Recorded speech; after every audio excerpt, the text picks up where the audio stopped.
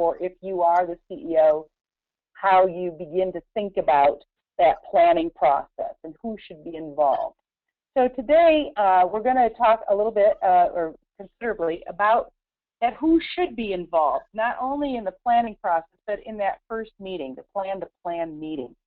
A couple of things I want to pull out also is that, you know, there are differing aspects of nonprofit governance, and for organizations that are using policy governance as designed by John Carver, the board is not at all involved in the planning. So that creates some interesting options around, or at least some interesting scenarios around really who should be involved in the planning. It's definitely not a given that it's the board. So let's talk a little bit about, you know, who do you involve in that very first plan-to-plan meeting? Does it involve anyone other than the CEO and you? Let's talk a little bit about that. Anybody want to start? This is Stan. I have a question before we do. My experience with the Carver model is a little different, and that is in many organizations that use the Carver model, the strategic planning is primarily what the board is doing, and it's certainly not engaged in operations. Now, some of the nonprofits I'm involved with, the board are actively involved in operations and are volunteers, and they're really getting deeply into it. But where the Carver model is used, the board generally limits itself to strategic and policy guidance. Not correct. I say that with authority.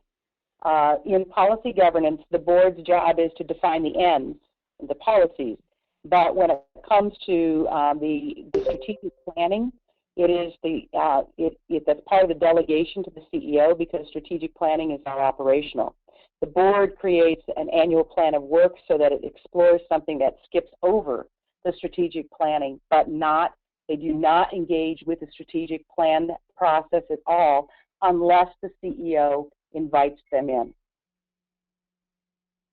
So I guess I'll modify. I'm talking about organizations who think they're using the Carver model, but they really aren't. Okay, thank you. But they maybe aren't. Yeah, thanks. And Stanley, I run into that all the time. You know, people really, you know, somehow nonprofits believe, you know, that it's that it's the board's purview for strategic planning, and that's not necessarily the case. And you know, so that creates a very interesting, you know, an opportunity for conversation. But really, who should be involved in the planning? And that's the discussion you're trying to tee up today. So that's a reason. Exactly. Yeah. Exactly. So, Kevin, Nevin, what is your organization, and what's the realm of your work? Thank you for asking. This is am I speaking to? I'm sorry, I didn't actually catch your name. I'm Sue. Susan. Yep, your moderator too. Yep. Wonderful. Thanks, Sue. Okay. My organization is Cometh & Company. It is an LLC. I am an independent consultant and executive coach who's kind of transitioning from working as a freelance coach, consultant, and trainer with 3 different agencies nationwide to starting my own practice in the last couple of months. I have experience working with Fortune 500 firms on a number of strategic initiatives, but I'm focusing more on small and medium-sized businesses and nonprofits now. I've worked on a couple of strategic planning scorecards, as well as helping a nonprofit prep for a strategic plan. But I'm really excited over the next couple of years expanding my practice here and abroad. Great. Well, welcome. So, do you have experience in doing plan-to-plan meetings with clients at this point in the nonprofit world? No, I don't. No. Okay. Great. No problem. Denise, are you on the line? Says you are, Denise. Are you on mute? I think that Denise is actually on vacation, so I'm not sure she's going to be able to her availability to jump on, depending on what her cell signal was. I do have Great. a comment about this, Sue, if I might, for a moment. Please. There are a couple of models that are out there now that certainly suggest that the board should have a role in planning. And one of them is the performance imperative. I don't know if that's anything that folks have seen. It was created by a group of nonprofit executives. 30 or 40 of them got together and sort of came up with, what are the pillars of high performance in nonprofit organizations. And one of them was obviously around strategic planning, and they came out very strongly on the side of board members being engaged at least some level in identification of the high level strategies of the plan. I think it, as Stan, I think, suggested, depending on the size of the nonprofit organization, large organizations really don't need board members to be hands-on and helping to, do the work of the organizations. Small nonprofits really do need to have working boards. And in those instances where boards are going to be, engaged in a deep way in driving the work of the organization, involving them in the tactical development of the plan, makes sense. So when we are working with groups, with nonprofit groups, regardless of size, our very initial planning meetings are probably focused with the executive director, maybe with the leadership team of the organization, and frequently, if it's not the first meeting, it's the second meeting, it's the executive director and the board chair to have conversation about, what this process is going to look like and what level of role the board is going to play in that. I'm surprised that there's even a question as to why the board should not be or should be involved. I'm coming at this from a different angle, guys. This is Nevin, but I'm actually really shocked to hear that there are some models that do not involve a board in strategic planning. Well, yeah, I do want to make sure. So the policy governance model is the model that we were talking about earlier, and the policy governance model really does a pretty significant job on delegation to the CEO, and it's not just an ED; it is a CEO position. And the board defines what should be accomplished, the what good for which people in a very broad way. It's part of their policies. And then the strategic plan is driven by that, by the ends policies. So the setting the goals and the objectives and the tactics, all that, the strategy, all that is in the purview then of the CEO, who is really driving the organization. The board has a pretty significant departure from the operations of the organization. It is a complete delegation. There's considerable monitoring where the CEO has to report to the board, and the board ultimately decides whether or not the CEO is making reasonable interpretations of their policies. But the board, unless the CEO invites the board in or invites members into the process, the board stays out of it and kind of jumps over the strategic planning process and looks, beyond the current strategic period and is looking at what are the cues and clues that are coming from the environment and exploring those and ultimately deciding whether or not anything needs to change in their ends policies. So it's a very different style of governing, and boards who adopt it often, as Stan pointed out, many say they're practicing it, but they don't get the nuances of that model. And the strategic planning is definitely part of one of those. It's more than a nuance, but really, who has accountability to fulfill on the plan, and that's it's in the CEO's purview. This is Dawn. I have a little bit of a cold, so excuse me if I'm coughing. I have a feeling we're all kind of saying a little bit of the same thing, and like you say, there's maybe some nuances. and maybe there's greater degrees that you involve the board in some situations and lesser degrees in others. I know there's lots of models out there. I tend to change those models and adjust them to what seems to work for my style and work with the client that I'm working with.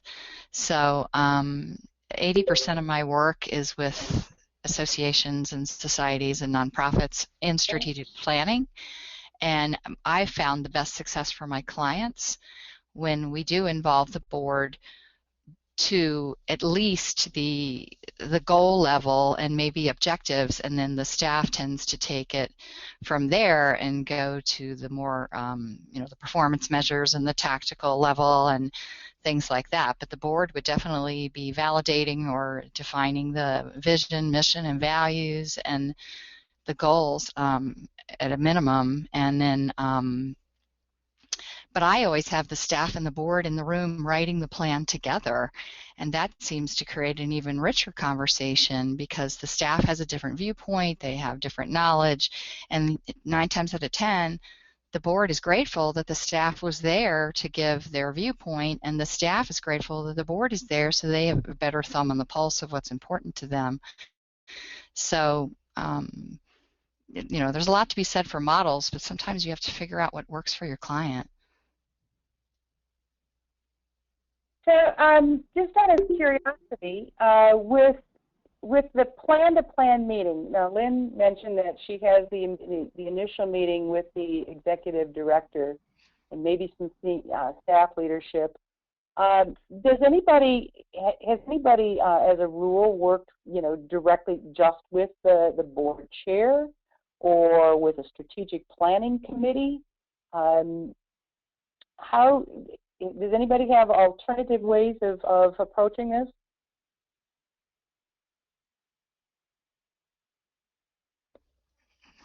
This is Dawn again. I'm almost always working with the top staff person, usually the executive director or CEO, and the chair, and that's usually the first meeting. And then before we get in the room with the whole group, I've interviewed other board members and staff members and such. Okay. Great. Thank you. I've got an interesting one right now where there is some animosity between the board and the executive director, and the chair of the organization, the chairman of the strategic planning committee, has an interesting. The executive director has been in place for a very long time, about 29 years. Is close to retirement, and has resisted doing any kind of planning at all. So there has been, they skipped over the executive director, and it is the strategic planning committee with some most active members of the board are driving the process. And in fact, they basically asked for me not to talk to the executive director, which I didn't abide by, and got some insight into the whole process from the executive director. But it was really the strategic planning committee that is driving the whole show in terms of strategic planning because of the resistance of the executive director. Interesting. So, has anybody had anything like that happen before? Not bad. Yeah, I'm having the opposite. Yeah, this is Stan. I really resonate with something Dawn said, and that is in the context of nonprofit organizations that are very diverse by definition. It really depends on the situation. I mean, we can generalize and talk about the role of a CEO, the role of a ED, or the role of a chair. But my experience is these organizations are so loosely structured to a model that they kind of do what makes sense. And so in many cases, you can talk about a CEO or a chair and what makes sense for that role to do, but it's not the way the organizations really work, and that they evolve to who does the work and who has the talent and who has the time. And so much of, at least my experience with these nonprofits, is that it's hard to generalize. Yeah, and who's willing? Yeah, right. That's a big piece of it. Sue, this is Lynn. Are you able to, in this situation, are there other staff members who are other staff leaders that are engaged in the process, or is the board pretty much just kind of running this show without engaging or not really engaging anybody else in the organization?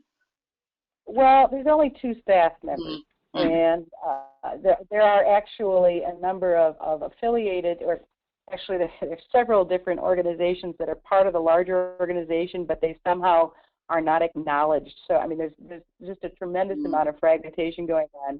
Right. And, so when I did go to meet with the executive director, the other staff person was there.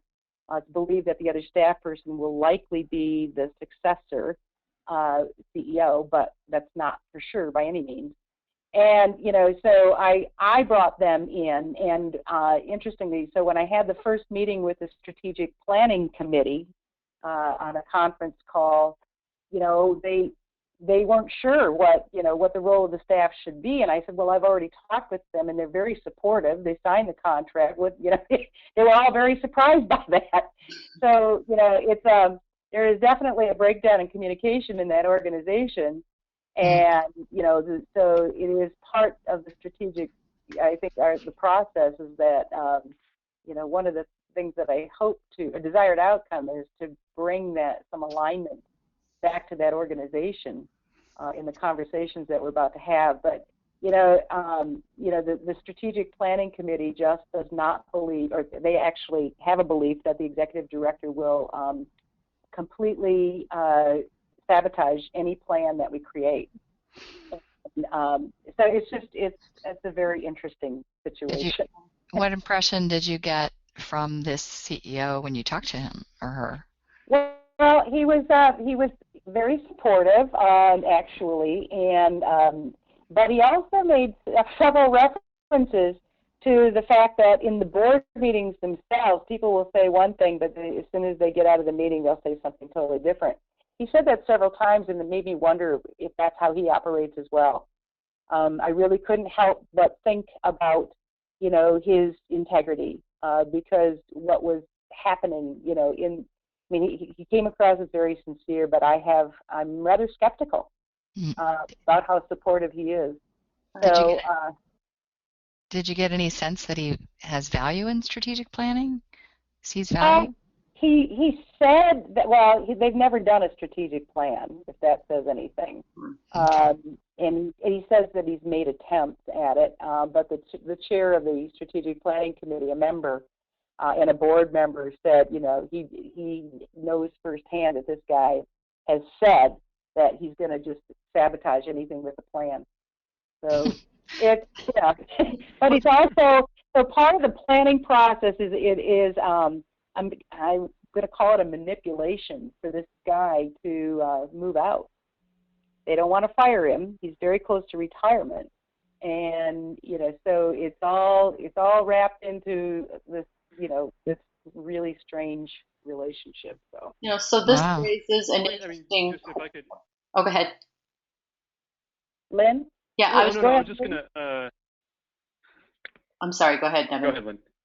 I was just going to say it is. Okay, no. I was. Oh. Okay, I'm going to facilitate this. Lynn, go ahead, and then Nevin. Okay. Well, okay. I think what this raises is, and something that needs to be considered as part of the planning to plan piece is, what is the culture of the organization, and how do you factor that into, how you set them up to plan, and then ultimately set them up to implement the plan going forward. Kind of how do you do that assessment of culture, and how does that impact then how you go forward with the planning process? Great point. Nevin? What I was going to add, and I think that Lynn has raised a very important point, is, during the conversation, I couldn't help but reflect on my training as an attorney, which I'm not practicing now actively, but it seems like the first principle that we might recognize is that the ED or the CEO is going to be serving at the pleasure of the board. And having an ED or a CEO be part of an initial conversation will, I think, by default, bias the conversation. And I just wanted to kind of, add that point of view to the discussion, because it seems like a purist would want to really begin the conversation with the chairman of the or chairwoman of the board in terms of sequence. Anybody have a response to that? It's a very interesting thought, Nevin. Well, I'll take the bait. This is Stan. I agree that people have biases getting into the process, but in some ways, the bias is what you have to live with in terms of the dynamics of the organization. I mean, they're going to be the ones that didn't have to implement it or will have a significant impact on what actually happens. So I think recognizing that there's bias, but then pressing on sometimes may be the best course. You know, in some of the organizations I work with, the board chair it's the CEO or the executive director that's really driving the organization, and the board meets on a quarterly basis, and pretty much, you know, they don't own their agenda. The CEO, you know, is driving it mostly. In that, you know, and the reason they're doing strategic planning is because it's time, according to the executive director or CEO, rather than the board actually driving it. Has that been the experience of any others? Yes, short answer. So do you ignore that, or do you just go for, you know, just work with the ED then and recognize that there are things that need to be accomplished and the desired outcomes of the ED is what's primary? Well, this is Joyce. I think one of the things is if you're dealing with a nonprofit that has primarily a fundraising board, okay, which many of them are, then that makes it a little bit different. But in any case, the work that we do, whether for profit or nonprofit, is really, I think, the process has to be inclusive. So if we're talking about where do you start, the general bias I have is generally you do start with the ED in the plan to plan. And you have to look, as Lynn said, at the culture of the organization in terms of how much you involve the board, the staff, the clients or customers, whatever you want to call them, in order to get a real 360 view in terms of what you're going to do. I agree that sometimes, and I've seen some organizations that have treated the strategic planning as, you know, it's time to do it, it's something we're going to do, we'll put something together and it'll go on the shelf. But I'm thinking that more and more people are starting to recognize the power of a strategic plan if indeed that they can see something that's pragmatic and practical. I went to Wikipedia on the Carver model because I wasn't that familiar with it. And what's very interesting is on the bottom of it, when it talks about criticisms of the model, it talks about there's a purist to it with the board, but that ultimately the critics say the board is responsible for both the means and the ends. And even Carver has kind of started to agree with that. So I think that I think your situation, Sue, with the chair trying to pass over the executive director is really difficult. And you know, I just don't know how you can do that. And I mean, unless you're just planning to do a plan that won't go into effect until after he retires. Well, yeah. In my particular case, it is the idea is if we get a plan and the executive director is not interested in implementing it, then that will call for a search committee. It's just all going to happen that way. It's an interesting I mean, but I mean, I guess my question is maybe the extent to, I mean, if you're doing that, you cannot have a very transparent strategic planning process. There's going to be a lot of stuff that's hidden because, I mean, you can't do that and let them right? I mean, does he know that this process is going on and he's not in it? He is aware of it. He had to sign the contract, so that's how he knew that he was going to be.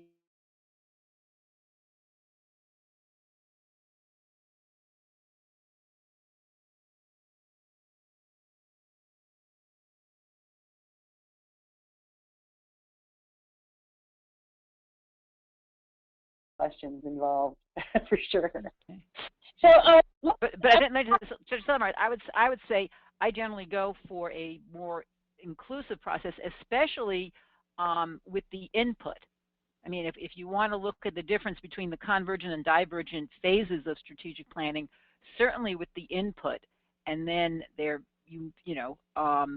because I think you need to get the widest kind of perspective.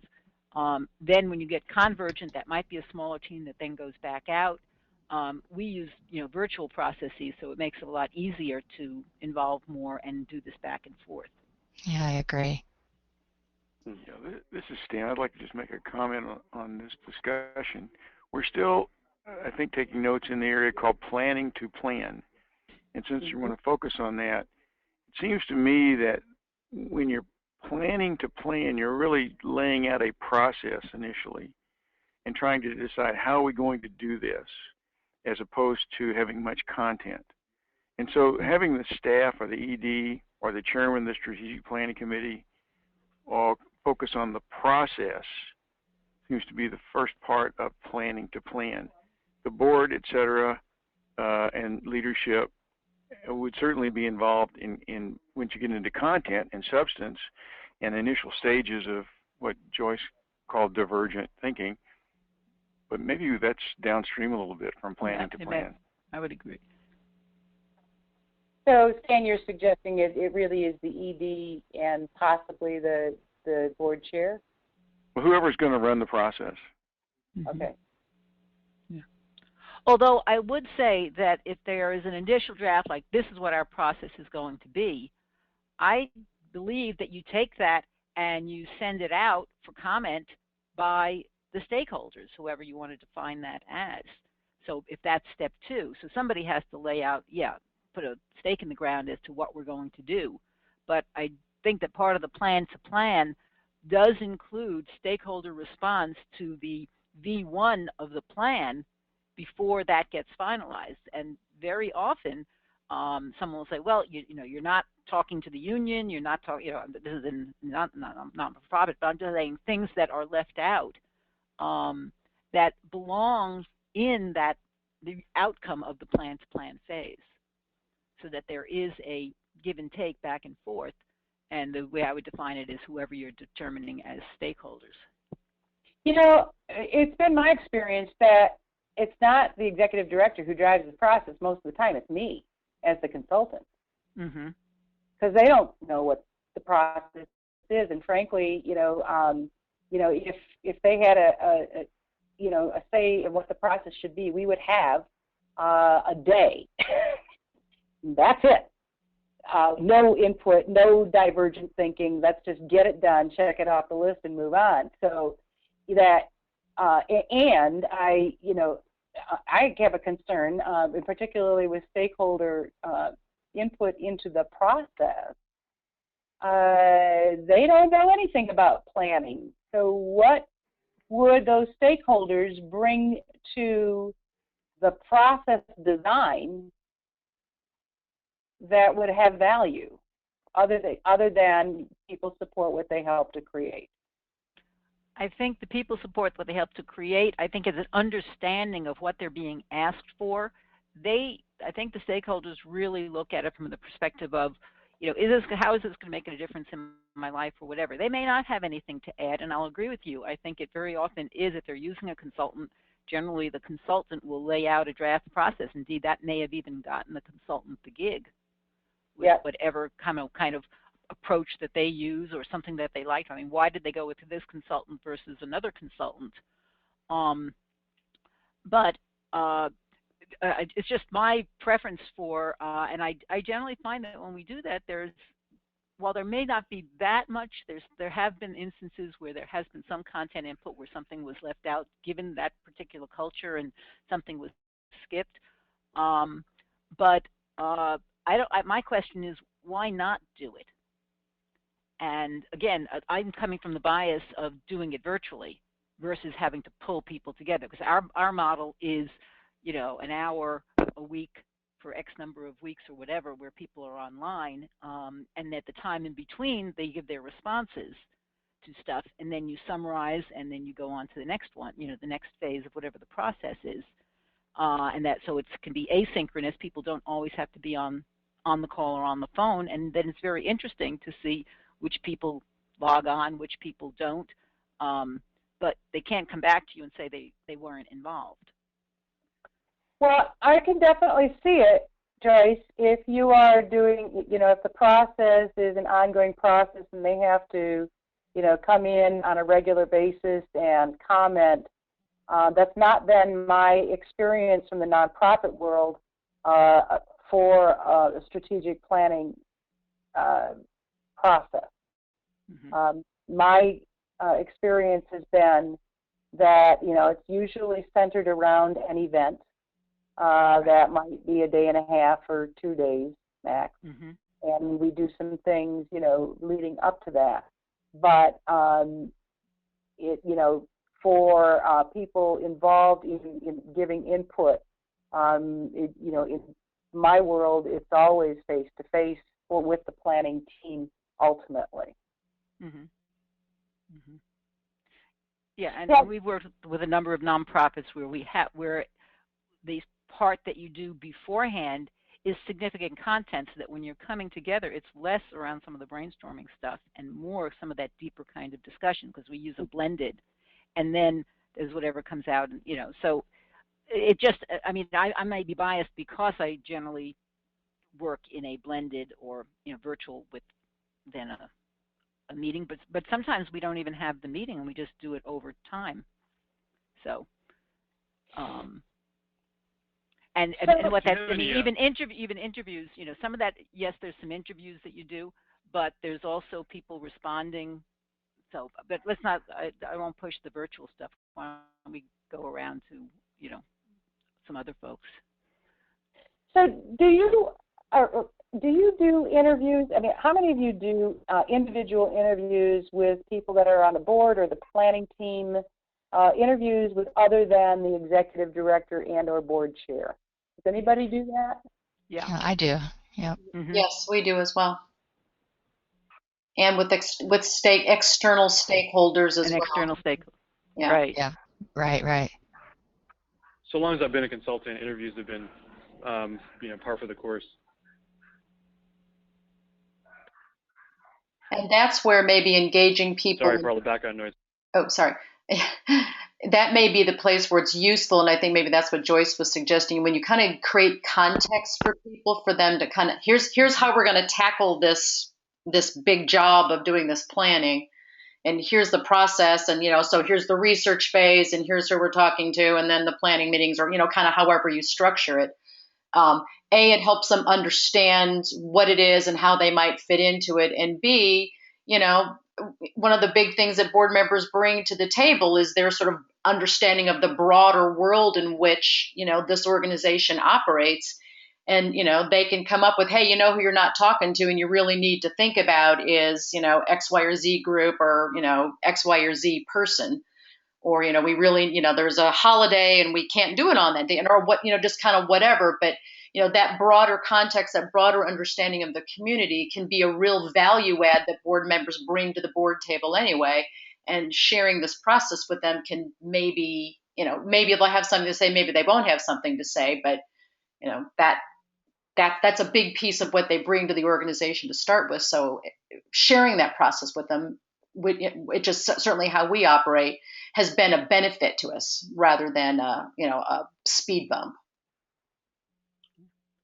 And I would say the other thing is that the interviews don't always only have to be one-on-one.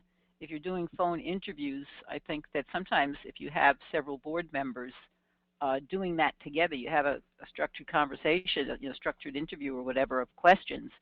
And it's really the dialogue. I find it time-saving because the dialogue, and you hear from each other, it's useful for them to hear the other perspectives. You know, I hate doing individual interviews because I feel like people dump their personal agendas into those conversations. Exactly, and that gets surfaced when you do the group. Yeah. And so I rely on a board or a planning team survey and ask for, you know, what they believe are the critical issues, what they believe are, you know, what they see coming from the future. You know, it is because I can get so influenced by those personal agendas. So it helps me to get a much more of a gestalt, you know, when I do a survey and see the overall, you know, input and can see patterns there rather than getting sucked into the interviews. Does anybody have that same issue, or is it just me? Yeah. Well, no. This is Joyce. What I've done is I've done some small, like maybe 2 or 3 groups of 3, if it's a large board, and gone over some of my questions there, so that there's some dialogue about that, and generally find that refining that before sending it out, the questionnaire out to the whole board. And then there's always the discussion that we have, because the way we do the surveys, it can either be open or closed for viewing. And it tells you a lot about, you know, we're working with the executive director or whatever the small team is that we're working with, whether they want to allow other people to see other people's responses before they finalize their own, or leave it open and stuff like that. And it's gone both ways. Some people say, no, we just want the pure thing. Other people say, yeah, well, they can change. If they read somebody else's, they can change their answers or whatever. So, but I think that the survey, you don't, certainly if with a large board have to do, or a large group of stakeholders, you can, but I find that a small set of group interviews help. You also put that in the context, so they don't feel like it's the consultant coming in with this thing that has been tailored to them. Yeah, Stan, I not to take exception to anything that you're saying, other than that there are many different models of doing this, but I like, in the case of interviews, thinking on my experience, the first sub-bullet up there on external stakeholders as opposed to the board members. And in that case, I can think of many cases where there have been some really key external stakeholders, either major donors or constituents who represent the benefits of the organization, or maybe regulators, and their individual roles are so important that I want to get their bias visible and understand where they're coming from. Because and again, if it's a small organization, they're going to have more influence than if it's a giant national. But, you know, it just depends. But I can think of many cases where individual interviews with external stakeholders can make a big difference. Well, and that process can reveal some of the biases that may be existing internally that, you know, becomes this launch pad for an entire conversation as part of the planning process. Yeah, and that's what I want the bias person. I want to know their bias. I mean, what they care about, what's important to them, what they think we ought to be doing, and or that the organization ought to be prioritizing, I think is important to know. Yeah. This is Dawn.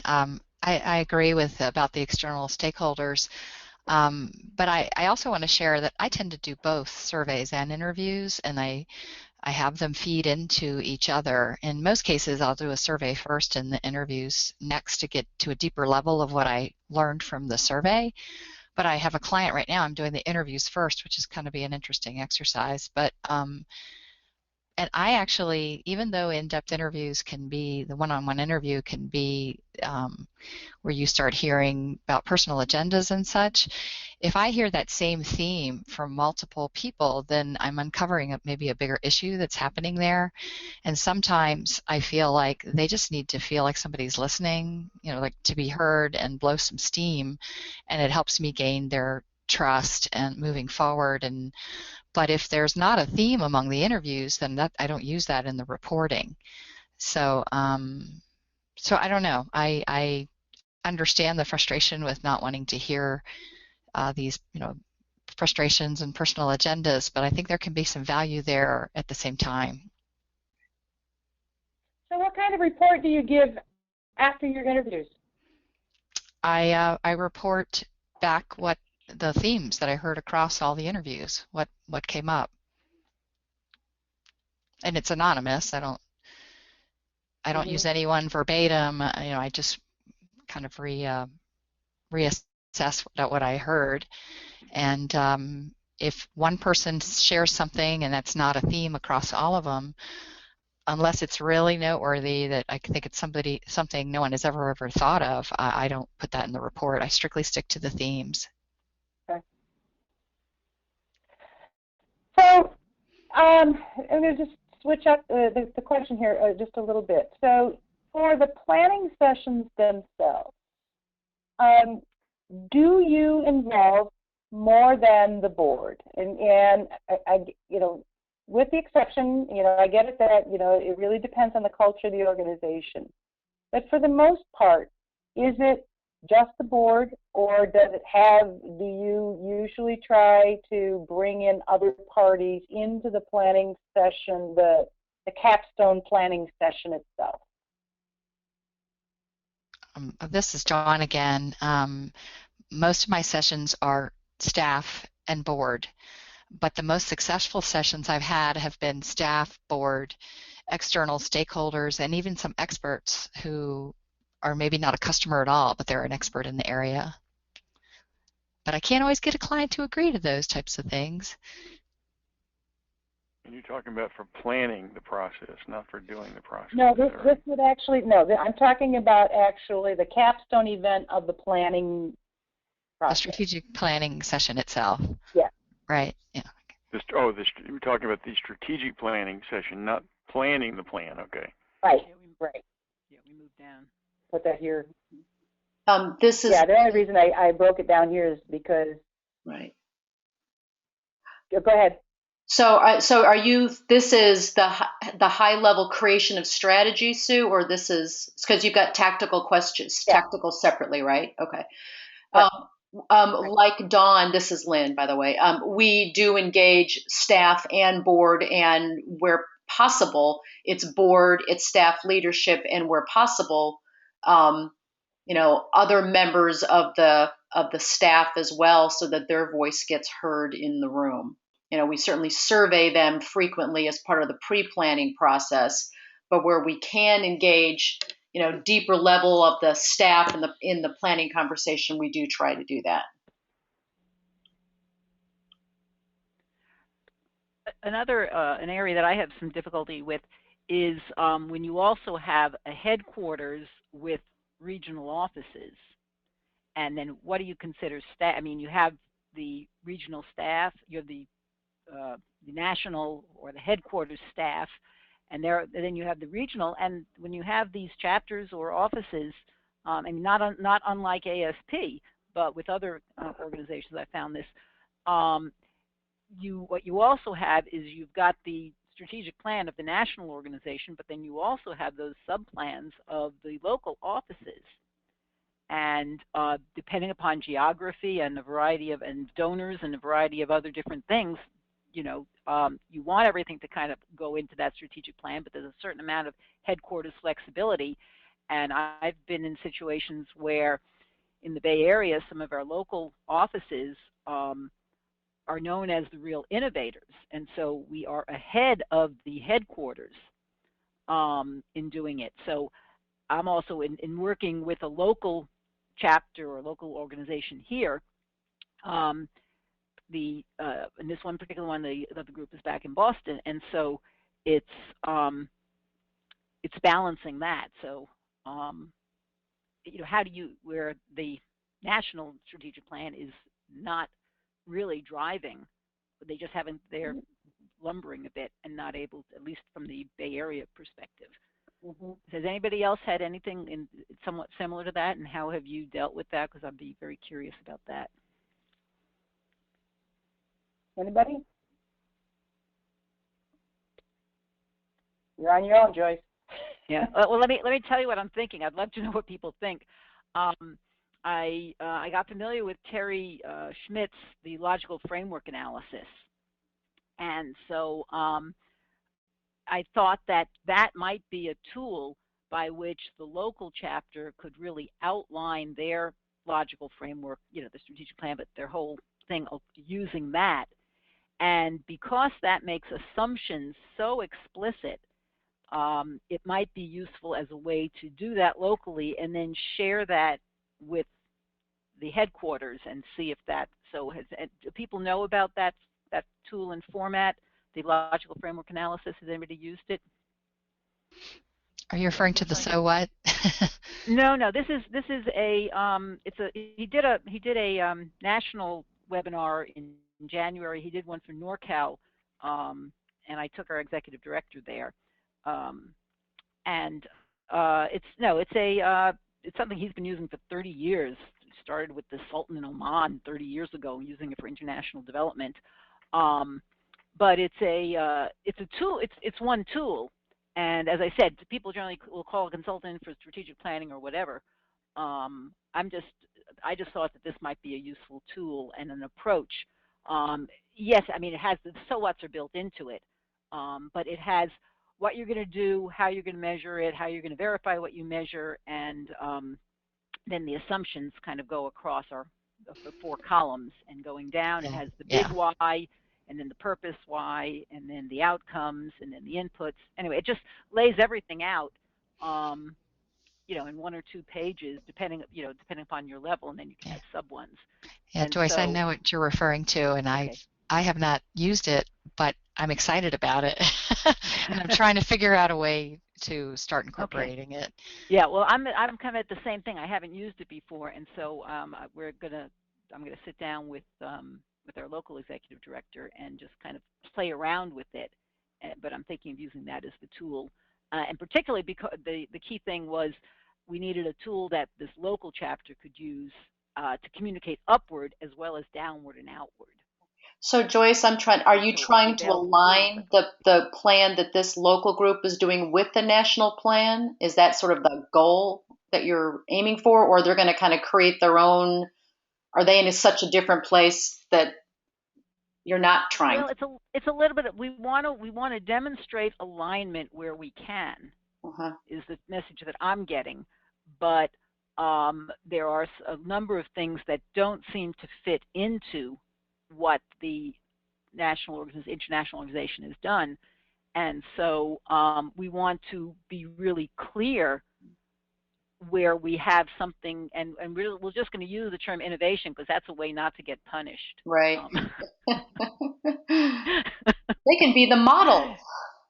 Well, yeah, it might be. So that's. It's the kind of thing, for example, that we were the first chapter 5 years ago that actually put in co-chairs. Okay, and the national, it was an anathema to think they'd have to have 2 people from one office, and then we had to replace those people after 3 years. We put another set of co-chairs in, and now another office is now doing that. So it's, so that was just a structural thing, but we have some programmatic and some other things that we're looking at, and so it's really trying to find a way to do things where, just influence upward in the organization. So it's challenging. So any ideas that I just didn't know if anybody else had that kind of, that's the thing that's facing me now. And I just thought I would try Terry's thing. So if we get that done, I told him that we would, he could use it as an example. I'll verify with them that we can. So you'll get to see the whole thing. I'd love to hear how it goes. Good luck. Yeah. So it'll be exciting. It's for a group called Facing History and Ourselves, which is an international educational development organization. And I'm on the local board, so I'm doing it kind of as a board member, pro bono consultant, kind of, just because I want them to be effective. So wish you luck with that, Joyce. Let us know how it turns out. Okay, thank you. Going back to the strategic planning session itself, what I do, I encourage that we invite the movers and shakers who may not be on the board, and also some folks of different generations.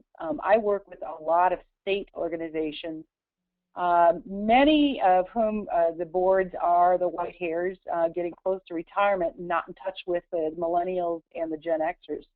So part of what I encourage them to do is to bring in, some of those mover and shakers or really good thinkers that can bring a different perspective into that room, and people are very receptive to that.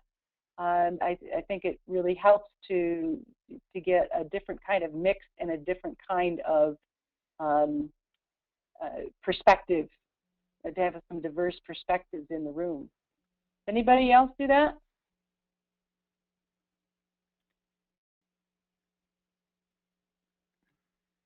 Okay. I think it's a good goal. Yeah, that's a cool idea. I mean, you can't assume that the people that are serving on the board are even strategic thinkers, or that they think in a forward way. In many of these organizations, they've been doing the same stuff for, several years, and they don't have a way to think strategically. So to bring in some other influences into that Yeah, I agree. is what I really try for. Yeah, it's hard though. Sometimes they won't let, I have some clients who won't let us bring somebody else into the discussion, and even though I push for it quite often, but that's where sometimes the research can come in, any surveys or interviews, but I don't want to take this discussion too far off the track, but sometimes I found bringing in others who are innovative and maybe younger or have different perspectives is a good way to get their involvement in the organization, to kind of recruit them as people who are willing to volunteer time or get on board. Yeah, absolutely. Getting them right into the strategic planning is a way to, get their hearts and minds engaged. Yeah. Well, particularly if people support what they have to create, it definitely, they can start seeing something in a different way. And I just find that there's value in making that invitation, but in order to do that well, the board member, you have to look at it as a planning team rather than the board and everybody else. And, because there's not always a spirit of inclusiveness on some of those boards. So it does create some interesting process issues as well. Although it seems to me that one of the things that is possible is, if there is resistance to bring them in there, if part of the strategic, if there was acknowledgement that it was important to have that diversity, then one of the goals within the strategic planning would be indeed to develop more diversity on the board. Mm-hmm. And so therefore then the board recruitment team then starts putting into its criteria a younger generation. Mm-hmm. And looking at some of those kinds of things, so that it ultimately can happen structurally, and then the people would be involved, because you would say, we're looking for younger people or whatever the difference is. Yeah, and particularly, even organizations where it's all white hairs around the table, they understand social media is a critical thing, and they don't understand it at all. Yeah. So to have that totally different perspective is really important as we look at that mobile media, any kind of social media at all. Mm-hmm. If we're going to have a relevant strategic plan, it seems like you got to have people that understand it and use it and can see the possibilities of it at the table. Yeah, that's good. I actually wonder if there's an opportunity to, sorry, go ahead. No, go ahead, please, Devin. No, just thinking out loud, like bringing in some perspectives within the organization in the form of educating the board around, trends that you might be reporting to them could be kind of an interesting technique. Yeah. I've got a hard just thinking cut out off loud. at 2, so I'm going to have to get off. Thank you, everybody.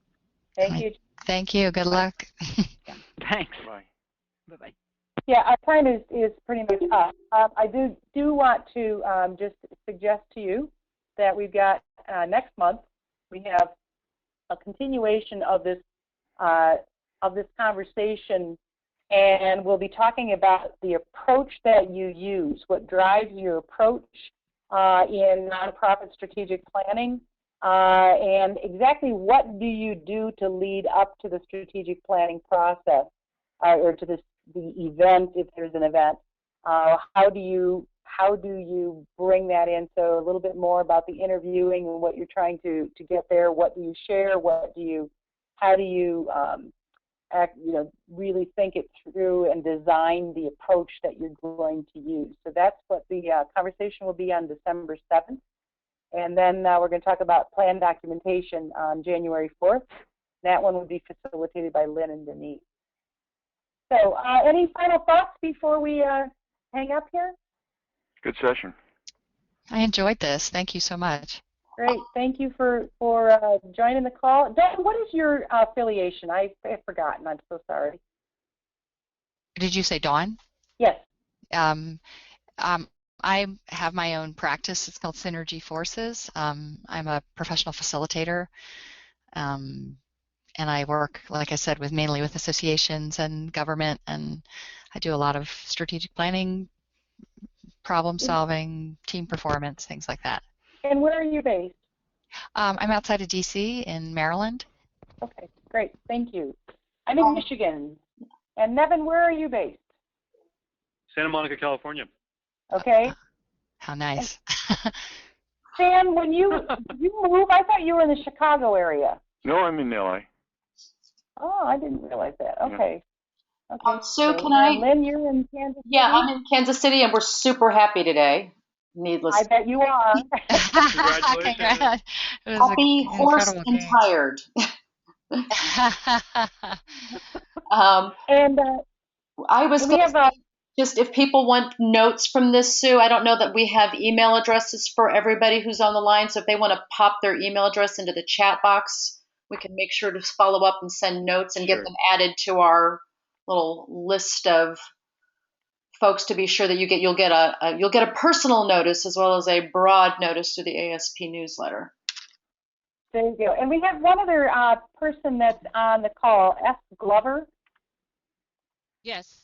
Hello. Can you tell us a little bit about you? Yes, I am an independent consultant. I do a lot of work around strategic planning, basically with nonprofits, small business owners, and I'm in the Atlanta area. Great. Thank you for joining us. And what is your first name, please? Sharon. Sharon. Yeah, and I really enjoyed it. Great. Well, thanks for joining us, and we'll be here on December 7th, I believe. Yes. So Great. come on back, okay? Sure will. Thanks, everybody. Thank you. Thank you. Good job. Thank you. Yep. Bye-bye. Bye. Bye.